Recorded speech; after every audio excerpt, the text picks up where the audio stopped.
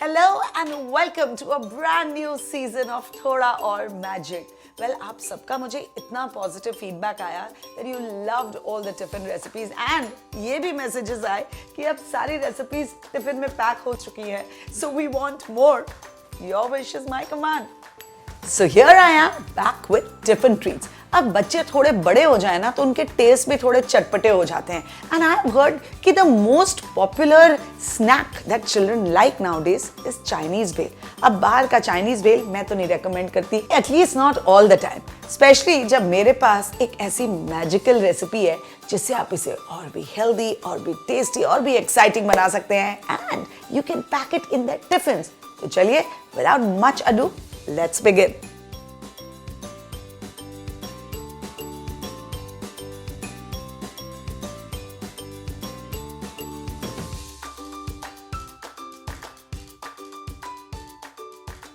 इस रेसिपी की सबसे यूनिक बात यह है कि ये घर की बनी रोटी और पिज्जा कटर से चाइनीज भेल बनेगा. नहीं समझे?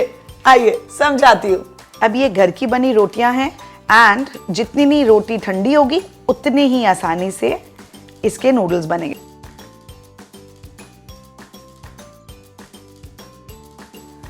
आप समझे ना मैं क्या कर रही हूँ? Yes, I'm making noodles out of these rotis. तो आप पिज्जा कटर भी यूज कर सकते हैं, नाइफ भी यूज कर सकते हैं, well, scissors भी यूज कर सकते हैं if you want it quicker. लेकिन this is the only thing which will take you more than less than 5 minutes. उसके बाद सब कुछ in this pan and in 2 minutes you'll have a yummy Chinese bhel ready. तो चलिए इसे मैं फटाफट फिनिश करती हूँ and I'll show you what has to be done next.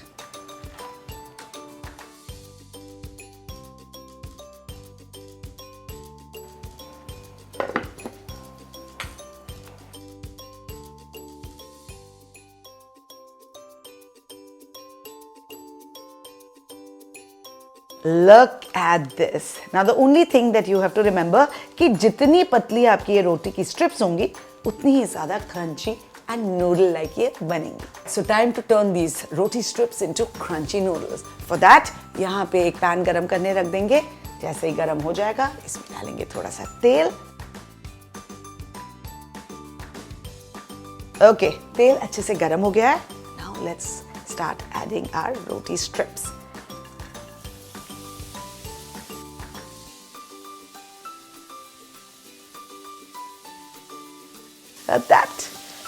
That's what we want.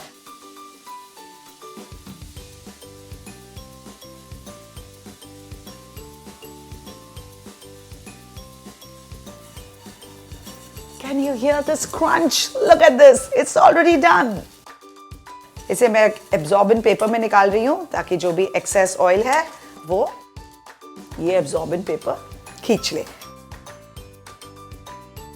And now I want you to hear this. Crunchy noodles and that too so healthy.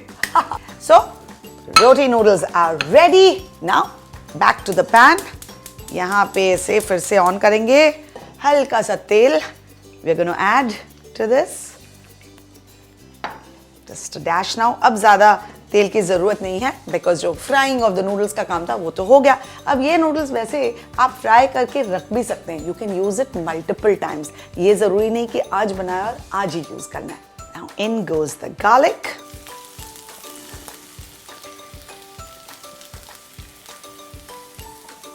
साथ में हम डालेंगे थोड़ा सा ginger.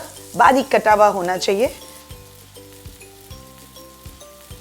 Just we'll saute it a little जब तक इसका raw smell ना disappear हो जाए. Okay, nice and golden. अब इसमें पड़ेगा finely sliced onions. And अब बाकी का जो भी tossing होगा ना, I want you to do this on a very high flame. क्यों? Because हमें सब्जियों को ज़्यादा पकाना नहीं है. हमें वो crunch element बरकरार रखना है, like it is in Chinese food when you go out. ये तो हम भेल बना रहे हैं लेकिन जब भी आप चाइनीज खाना बनाएं keep this in mind. Any जब आप नूडल्स भी बनाते हैं या वेजिटेबल्स बनाते हैं सॉटे करते हैं हाई हीट पे कीजिए ताकि the vegetables get slightly cooked yet stay crunchy like the way we like it. Time to add the carrots. अब यूजुअली माओ की कंप्लेन होती है कि हमारे बच्चे वेजिटेबल्स नहीं खाते हैं, स्पेशली अगर उसे टिफिन में पैक करके दिया जाए। लेकिन this recipe I guarantee you, आपको जो मन है आप इसमें वेजिटेबल्स डाल दीजिए, because of the flavour that we are going to be creating and because of the crunchiness of the noodles, सारी सब्जियां सफा चटके आएंगी। Now I am going to season this with a dash of salt. ज़्यादा salt इसलिए नहीं डालना है क्योंकि बाद में थोड़े सॉसेस भी पड़ेंगे which are salty too.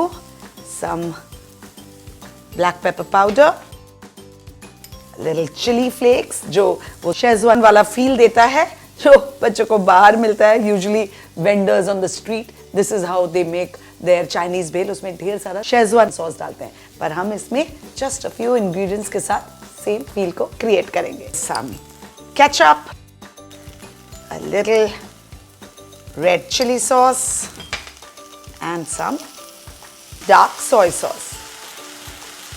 Now we toss this all together.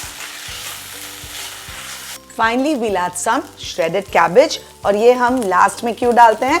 Because ये बहुत जल्दी पक जाता है, so you don't want them to become too soft, right? You want to maintain that lovely crunch. That's it. Just one quick toss, and we're almost done. Time to pack our tiffin. Well, Agastya जब छोटा होता था तो tiffin pack करना used to be a big chore. Of course, now I'm a pro at it. अब ये beautiful, colorful, मजेदार veggies थोड़े से ठंडे हो जाएं, फिर उन्हें हम टिफिन बॉक्स के एक सेक्शन में डाल देंगे. And in the next compartment goes our delicious, crunchy and healthy roti noodles. अब इसे हम दूसरे कंपार्टमेंट में क्यों डालते हैं? You guessed it right, ताकि ये सॉगी ना हो जाए. ब्रेक टाइम पे बच्चे टिफिन को निकालेंगे, क्रिस्पी क्रंची नूडल्स को वेजिटेबल्स के साथ मिक्स करेंगे and they will dig in. And ये टिफिन बॉक्स बिल्कुल खाली वापस आएगा.